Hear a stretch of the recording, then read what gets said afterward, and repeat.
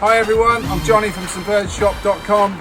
Today I'm going to have a quick look at how to rig your 2020 Severne blade and any of the other Severne sails really quickly. We're going to be using the blade here. Maximise your time on the water and get it right. The most important thing before you do anything, obviously, Hold on, Johnny, before we start, and our videos are now officially the best videos on YouTube for rigging Severne sails, mate. There you go. There you go. There you go. Really important. To get the maximum out of the sail, you need the correct mast. Any of the recommended Severne masts will work the best with your Severne sail to make sure you get the maximum performance in. You don't want to spend all your hard-earned on the sail and then skimp on the other little bits, because it ain't going to work out as well as you expected it to. And if you want to do that, just put a scaffold pole up there. It'll cost you nothing, and then you'll see how bad it rigs. We also sell them at a knockdown price. Right, here I'm using the Severne Cyclops extension. Now this is as you can see here, guys, this is a loop go extension. It works like this. Okay, just so people are aware, these work on 2019 onward sails. That's correct. You have to take out this little pin here in the roller to make sure you can pass the sail through easily. It works on any of the rollers, it doesn't matter. This here, as you can see here, we've got the numbers which relates to the numbers on the clew and the tack of the sail. And it works like this: 8 goes up, 10 goes up, not across, 10, 12, 14. So here quite clearly we can see we've got an 8. You extend that up, you find 8, there it is, put it in. Obviously make sure your mast is nicely and close together, you don't want any separation at the top there. You loop that round, it loops over, and here is the stroke of genius. After sailing for 30 years, why didn't I think of this?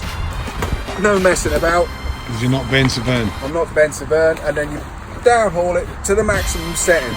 The maximum setting will work for the highest wind range of the sail. You can then play with backing it off. If you're using the sail for the first time, rig the sail how you want it to look. Don't over downhaul it and stretch the sail too much when it's first out of the bag. So just give it a little bit of time to bed in once it gets wet. You may also want to put a little bit more than they say on there, so as the sail gives and it stretches a little bit, you can gradually increase the tension rather than stretching a dry brand new sail out of the bag. And it's the same. Let's take a look at the leech, shall we? Actually, no, do the boom and then we'll have a look at the beach. That's right. Again, loop go. This is set to 157. It's set on here 157. Pull it out to the end. That normally for me, I've found, is the maximum wind range catered for. Right, so let's look. So just guide us through that leech. The leech, so just I find on the newer 2020s is a little bit tighter than it was on the 19s. Yeah. That just may be how the sail's bedding in. Yeah. It might not be how they go on. I'm not quite sure, but that for me that works.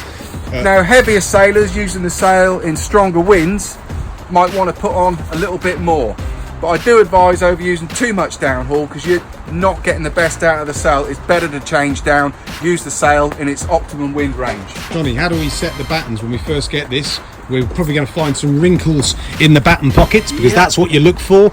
Guys, do not look for wrinkles in the monofilm. You're looking for wrinkles. In fact, there are a few here, Johnny. So how are we going to do that? We use our batten tensioning tool, which I don't have the hand nail, but obviously that goes just in the end here, and you turn that. Do not over tension battens. So I'll show them how to do that on the Severne with the new hex bob tool.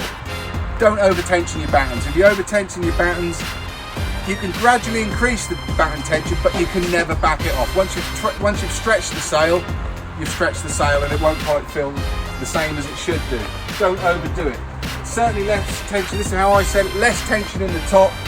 These are your two main. Wiggle so we can see how loose that is from. So from about the top of the boomerang, the white bit, it's kind of there, isn't it? They're kind of loose about a third of the way across the sail, which is It is tighter than previous years. It is tighter than previous years. I mean, older sails going back 10, 15 years, they used to come right God, in the here. whole lot, wasn't it? The whole lot was out of They used to there. come in a lot, but you don't have to do that. Oops, sorry, that's me.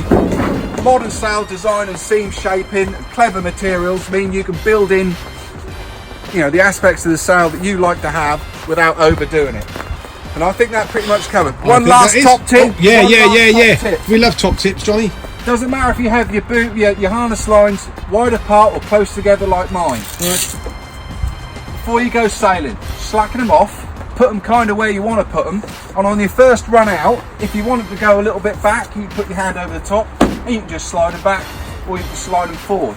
They will naturally tighten up, they won't go loose and fall off, and then when you're happy with them, they can go over there. That just saves you a little bit of messing around. Quick tip.